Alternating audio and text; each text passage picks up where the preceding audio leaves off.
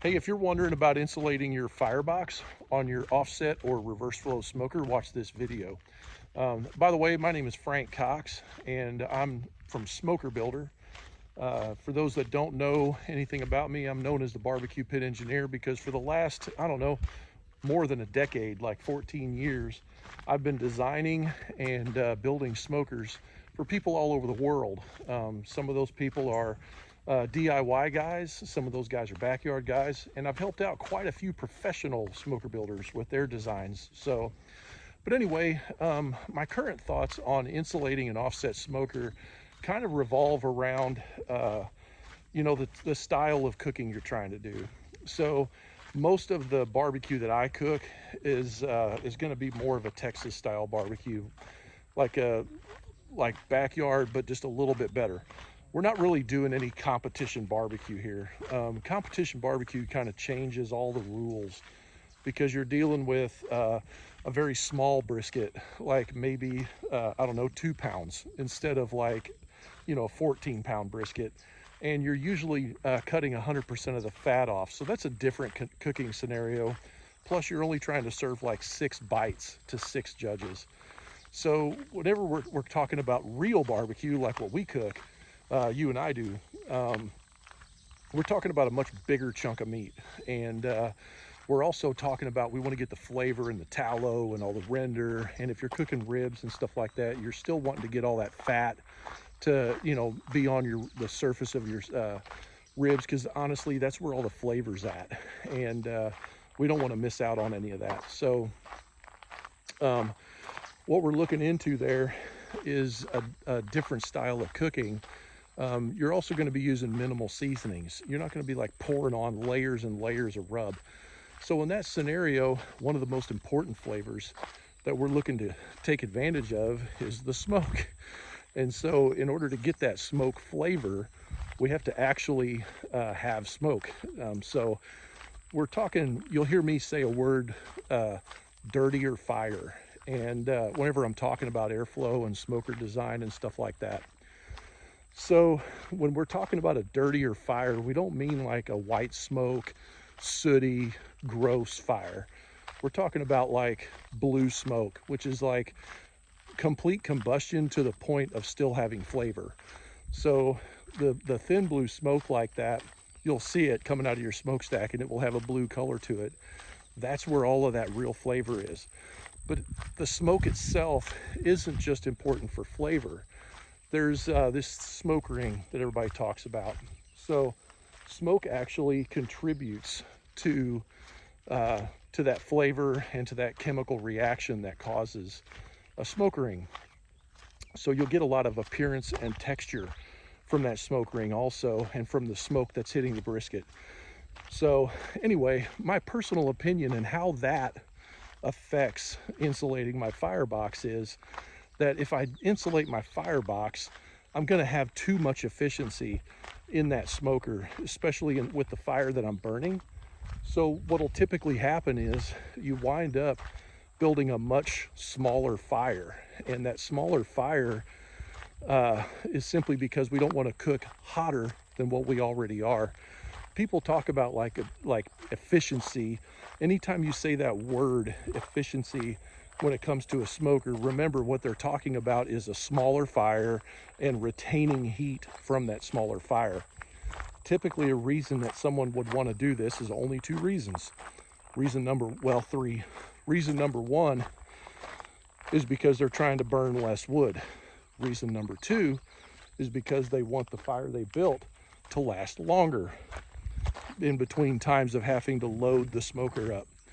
Reason number 3 would be to prevent kids from getting burned when they come up to the firebox. So all 3 of those things matter in certain scenarios, but anytime you try to conserve those things or protect those things with insulating your firebox, you wind up actually losing flavor. You have to compromise. You can't have both.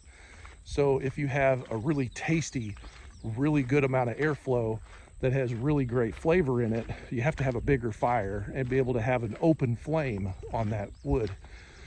In smokers that are too efficient, you can't really maintain an open flame without overshooting temp.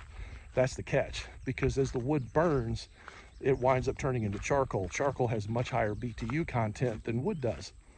So the same thing goes with efficiency whenever you're working on trying to build a smaller fire. Like you don't want to have to go fuel it more often, right?